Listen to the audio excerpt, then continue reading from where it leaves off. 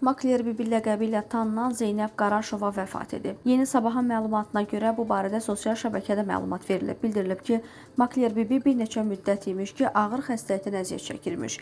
Qeyd edək ki, əmlakçı Zeynəb xanım TikTokda rəqs edirdi, ev təqdim etməsi ilə məşhurlaşmışdı. O qısa zamanda sosial şəbəkədə fenomenə çevrilmişdi.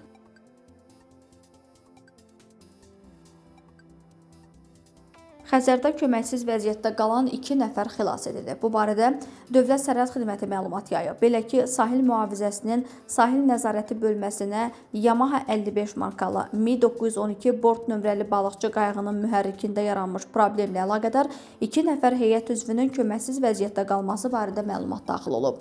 Qayığın və heyət üzvlərinin xilas edilməsi məqsədi ilə Dövlət Sərhədinin mühafizəsində olan sərhəd gəmisi koordinatorlar üzrə dərhal həmin istiqamətə göndərilib. Təxirə salınmaz tədbirlər nəticəsində dənizdə köməksiz vəziyyətdə qalan Neftçala rayon sakinləri 1977-ci il təvəllüdlü Rızayev Faiq Nadiroğlu və 1989-cu il təvəllüdlü Məhərrəmov Rauf Müseyboğlu sərhədçilər tərəfindən xilas edilərək təhlükəsiz sahilə çıxarılıb.